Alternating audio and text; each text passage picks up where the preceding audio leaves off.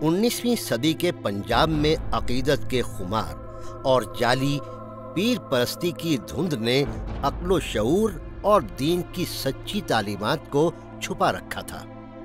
लोगों को धोखा देना निस्बतन आसान था, लेकिन अब हम एक नए अहद में दाखिल हो रहे हैं, जहां सवालात उठाए जाते हैं, जहां ज़ौक़े तहक़ीक़ अक़ीदत के नशे पर गालिब है, जहां अफ़कार और नज़रियात का मवाजना करना आसान हो गया है, क्योंकि बुनियादी इल्मी ज़राए जदीद टेक्नोलॉजी की मदद से अब आम आदमी की दस्तरस में है। मुख्तलिफ नुक्ता हाय नज़र के तमाम दलाइल पूरी आबोताब के साथ सामने आ चुके हैं। इंफॉर्मेशन टेक्नोलॉजी ने तमाम तरह की मालूमात फराहम कर दी हैं। अब हक़ाइक़ को छुपाना मुश्किल है।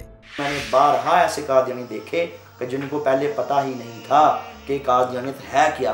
वो जस्ट इसलिए कादियानी थे कि उनके बाप कादियानी थे, उनके दादा कादियानी थे, वो भी उसी मज़हब में उन्होंने आँख खोली और वो भी कादियानी रहे। तो जब हमने उनको दिखाया कि देखो तुम्हारी किताबों के अंदर क्या हकीकत है, हमने अपने बड़ों की, अपने अकाबरीन की उनको किताबें दिखाई, अल्लाह के फजल से उन्होंने अल्हम्दुलिल्लाह बाकायदा वो तौबा की। तो इस पर जो फ़ी ज़माना बड़ी मशहूर किताबें हैं जो आजकल मिल जाती हैं, मतीन खालद साहब की किताबें हैं, उनको पढ़ें, बड़े बड़े और बुज़ुर्गों की किताबें हैं उनका मुतालिया करें। एक किताब है, ये मेरे सामने मौजूद है, ये किताब है कादियानी सबूत हाज़िर हैं। ये इसके अंदर बाकायदा मतीन खालद साहब ने कादियानियों के अकायद, इनकी खराफात, मिर्ज़ा कादियानी की ज़िंदगी के बारे में एक एक हवाला उन्होंने फ़ोटोकॉपीज़ उसकी पेश की हैं। असल हवाला उसको पढ़ें, उनको पता लगे कि हमारे बड़े क्या हैं, हमारे हक़ाइक़ क्या हैं। अकाबरीन ने जो किताबें लिखी इनको पढ़ें, तो इंशाअल्लाह इनका ज़हन इस पर इंशाअल्लाह अगर ये न्यूट्रल हो के, गैर जानिबदार हो के इन किताबों को पढ़ेंगे तो इंशाअल्लाह मैं समझता हूँ कि हिदायत दूर नहीं। जो मेरे साहबका कादियानी दोस्त भी हैं, रहे थे, तो अब भी मेरी उनसे कोई दुश्मनी है। मैंने तो इस्लाम कबूल किया है अल्लाह के खौफ से। तो उनके लिए पैगाम है, तुमने भी अल्लाह के हज़ूर पेश होना है, मैंने भी पेश होना है। तुमने अपने अमाल का हिसाब देना है, मैंने अपने का देना। लेकिन मेरे अल्लाह का हुक्म है कि अपना जो मेरा पैगाम है लोगों तक पहुँचाओ। कि आपने अगर हक़ पहचानना है तो हक़ पहचानने के लिए पहले मिर्ज़ा साहब की 2-3 किताबें तो पढ़ लो, कम अज़ कम 17 कैसरिया पढ़ो, सीरत महदी पढ़ो, तज़किरा पढ़ो, 2-3 दफ़ा पढ़ो, और कुरान और हदीस को साथ रखो, बुखारी शरीफ साथ रखो, असल सेट, मुस्लिम शरीफ रखो, तिरमिज़ी रखो, नसाई रखो, उनको पढ़ लो मुकम्मल। आपको दोनों का पता होना चाहिए, फिर आपको पता चलेगा कि मिर्ज़ा साहब क्या कहते हैं और मोहम्मद रसूलुल्लाह क्या कहते हैं। बहुत सारे लोग हैं जो अब इससे निकल भी गए। मैं महसूस करता हूँ कि इसकी जो पहले कुव्वत हुआ करती थी किसी ज़माने में, वो अब नहीं रही, और बहुत ही एक बेदारी सी पैदा हो रही है। और लोगों ने उसके रद्द में भी जो कुछ लिखा गया है वो भी पढ़ना शुरू किया है, सुनना शुरू किया है, जो पहले ऐसा नहीं था। पहले एक तरफा सी कार्रवाई थी, लेकिन वक्त गुजरने के साथ साथ ऐसे लोग आ गए हैं जो उनके अंदर तरबियत पाने के बावजूद, उन ख़ानदानों में पैदा होने के बावजूद, वो ये समझते हैं कि ये जो जैसे बाज़ लोग कहते हैं कल्ट है या एक नया मज़हब है, उसकी बुनियाद कोई नहीं है। तो उसको कितना भी मुलम्मा चलाया ना जाए, वो छुप नहीं सकती उसके अंदर। देखिए, बात यह है कि हर इंसान को अल्लाह ताला ने अक्ल दी है, शऊर दिया है, और जब वो बलूगत पे पहुंचता है तो उसको ख़ुद चाहिए कि वो ख़ुद स्टडी करे, बजाय कि जो माँ बाप का मज़हब है वो अपनाए। तो कंपैरेटिव स्टडी जमात में इसका कॉन्सेप्ट मौजूद नहीं है। जो अहमदी दोस्त अहबाब हैं, भाई हैं, नौजवान हैं, उन्होंने कभी भी कोई कुरान मजीद का तर्जुमा या अहमदियों का जो छपा हुआ कुरान मजीद, इसके अलावा जो मुसलमानों के प्रिंटेड कुरान मजीद हैं, वो अब तक अपने घर में नहीं रख सकते। अब ये खुद सवाल अपने आप से पूछें कि क्यों वो नहीं कर सकते, उनको ये इजाज़त क्यों नहीं है, उन्हें करना चाहिए।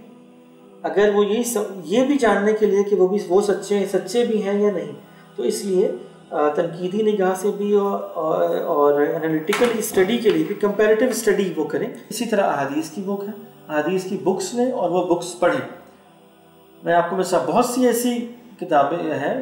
مرزا صاحب نے اپنی کتابوں میں لکھا ہے کہ 3 لاکھ ایسی احادیث ہیں جو کہ میرے حق میں ہیں. وہ کدھر ہیں 3 لاکھ احادیث؟ آپ دیکھیں، پڑھیں تو صحیح.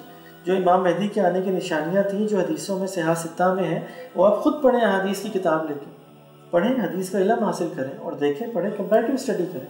اس کے علاوہ آپ خود جو بھی اعتراضات، جن کو آپ اعتراضات کہتے ہیں مرزا صاحب کی ذات کے اوپر، جو آپ کو مسلمانوں کی بکس میں ریفرنسز ملتے ہیں، تو بجائے کہ اس اعتراض سن کے آپ خاموش رہیں، آپ وہ دیکھیں. وہ حوالہ جات اپنے گھروں میں بھی، اگر آپ کو کوئی کشتی نوح کا حوالہ ملتا ہے، ازالہ اوہام کا ہے، براہین احمدیہ کا ہے، آپ اپنے گھر میں، آپ کے گھر میں سیٹس موجود ہیں مرزا صاحب کی کتابوں کے، آپ کھولیں اور پڑھیں.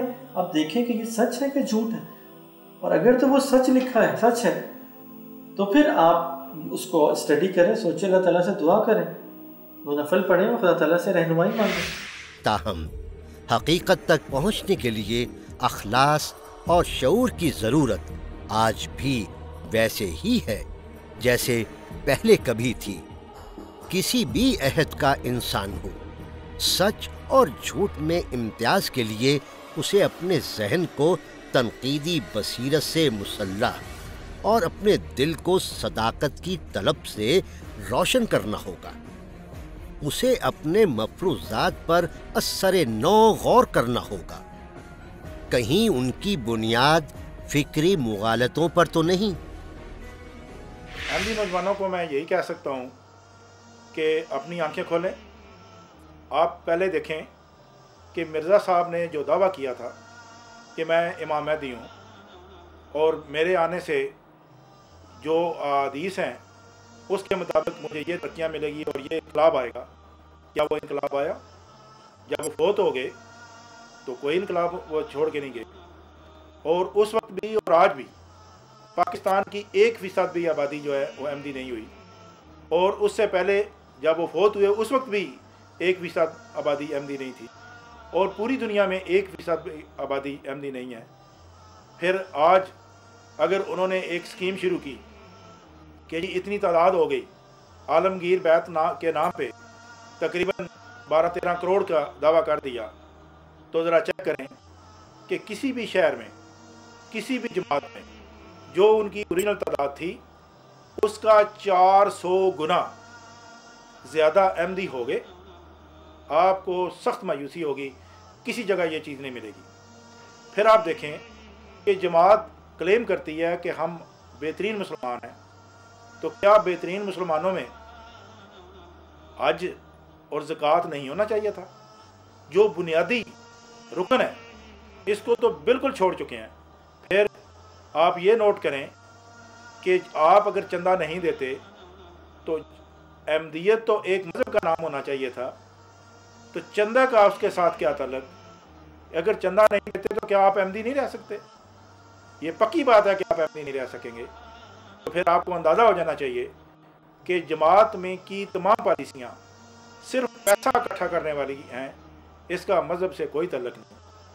اور پھر یہ بھی دیکھیں کہ جماعت کی طرف سے جب ایک تحریک چلی جس کو عالمگیر بیعت کہتے ہیں، اگر وہ جھوٹی ثابت ہو جائے تو آپ اندازہ کر جائیں کہ جماعت کے پلیٹ فارم پہ ایک جھوٹ پھیلایا گیا، وہ کسی طرح بھی سچ نہیں نکلا، تو پھر آپ دنیا میں رہ کے لوگوں سے تانے برداشت کریں، اسلام سے دور رہیں، تو آپ کی نجات کا پھر کون ذمہ دار ہوگا؟ میں آپ کو دعوت دیتا ہوں آپ اس پہ غور کریں اور اسلام کی طرف آئیں، مسلمان ہوں، اسی میں نجات ہے اور اسی میں ترقی ملے گی. انشاءاللہ جب آپ مسلمان ہوں گے اللہ تعالیٰ آپ پہ خاص فضل کرے گا اور آپ کو دن دگنی اور رات چگنی ترقی ملے گی. احمدی خواتین و حضرات، ہماری گزارش ہے کہ آپ تمام حوالوں کو ڈبل چیک کریں اور غیر جانبداری اور دیانتداری سے مرزا غلام احمد کی تمام کتابوں اور ان کی زندگی کا مطالعہ کریں اور جماعت احمدیہ کے ظالمانہ نظام کا بھی مشاہدہ اور تجزیہ کریں جو آپ کے دل و دماغ کو کنٹرول کرتا ہے. اور آپ کا ذہنی اور نفسیاتی استحصال کرتا ہے۔ آپ کو ان لوگوں کی چالاکیوں کو سمجھنا ہوگا جو آپ کے ذہن کو کنٹرول کرنے کے لیے طرح طرح کے حربے استعمال کرتے ہیں۔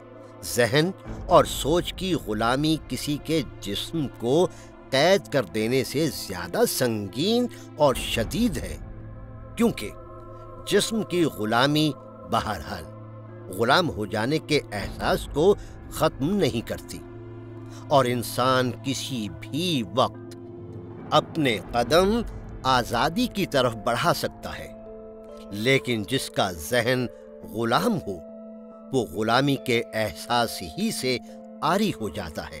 آپ نے خدا تعالیٰ کے حضور جواب دینا ہے، ہر انسان نے آپ نے خدا تعالیٰ کو جواب دینا ہے کہ آپ سچے ہیں یا جھوٹے ہیں، یا آپ کس کو مانتے ہیں، آپ جس نبی کو مانتے ہیں وہ سچا تھا یا جھوٹا تھا۔ اور سب سے پہلی بات یہ کہ سب سے پہلے اللہ اور اس کا رسول، باقی سب بعد میں، ٹھیک جی۔ تو سب سے پہلے یہ دیکھیں کہ سب سے پہلے اللہ اور اس کے رسول کو دیکھیں، اور دین کی رسی کو مضبوطی سے تھامیں اور خود اسٹڈی کریں، اور مسلمانوں سے ملیں جلیں، ٹھیک ہے، ملے جلے دیکھیں، آبزرو کریں کہ صرف آپ ہی جن کا دعویٰ ہے کہ ہم بہترین مسلمان ہیں، وہ زیادہ سپیریئر، اور ہم ساری دنیا پہ سارے احمدی ہو جائیں گے، تو وہ کدھر ہیں احمدی؟ اور جو آپ کے عہدے داران ہیں، جن کو آپ مانتے ہیں، جن کو آپ پوچھتے ہیں، ان کا ذاتی کریکٹر کیا ہے؟ کیا آپ پر لازم ہے کہ آپ ان کو فالو کریں؟ آپ ان کو مانیں یا خدا اور رسول کو مانیں؟ تو جو خدا اور اس کے رسول کے احکامات ہیں ان کو مانیں۔ تو جہاں پر کوئی بھی بات، کوئی بھی چیز، کوئی بھی آپ کی دارالقضاء، کوئی بھی مربی، کوئی بھی پریزیڈنٹ، کوئی بھی عہدیدار جو بھی بات کہتا ہے، کیا وہ بات خدا اور اس کے رسول کے حکم کے مطابق ہے؟ اگر نہیں تو وہ ماننا آپ پہ حجت، آپ پہ فرض نہیں ہے، اور اس کے آپ جواب دیں ہیں خدا تعالیٰ کو، آپ اپنے اعمال کے خود جواب دیں۔ تو یہ بات سوچیں اور سچے دل سے سوچیں اور دعا کریں، اور دعا کے بعد وہ تحقیق شروع کریں۔ آپ ملیں، مسلمانوں سے ملیں، علماء سے ملیں، آپ جو بات آپ کو اعتراضات ہیں آپ اس کو کلیئر کریں، جو نہیں سمجھ آتی آپ پوچھیں، آپ بات کریں۔ تو کوئی وجہ ہے، کوئی ریزن ہے، جبھی تو تمام کے تمام مسلمان، آپ 2-3 لاکھ پاکستان میں ایک طرف اور سارے 20 کروڑ عوام ایک طرف، کیوں بھائی؟ سارے خراب ہیں، سارے غلط ہیں۔ اگر آپ صحیح ہیں تو کیوں ابھی تک جو ہے آپ کی فتوحات دنیا میں نہیں ہوئی؟ پہلے آپ کو کہا گیا 100 سال، پھر آپ کو کہا گیا 300 سال۔ 300 سال تو آپ کی زندگی میں پورے نہیں ہونے، آپ کو تو زندگی ایک ہی دفعہ ملی، آپ نے تو خدا کو جواب دہ ہونا ہے کہ آپ کس نبی کے ماننے والے پیروکار ہیں۔ تو یہ آپ کو سوال اپنے آپ سے خود پوچھنا ہے، نہ کہ اپنے والدین کے۔ آپ کے والدین اپنے جواب دہ خود ہیں۔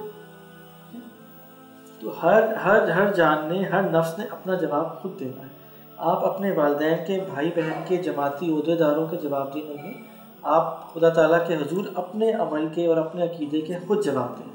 اب وہ عمل، آپ کا عقیدہ جو آپ مانتے ہیں وہ درست ہے یا نہیں، یہ آپ نے خود تحقیق کرنی ہے، اور اس کے بعد آپ اپنے عمل کے خود جواب دیں۔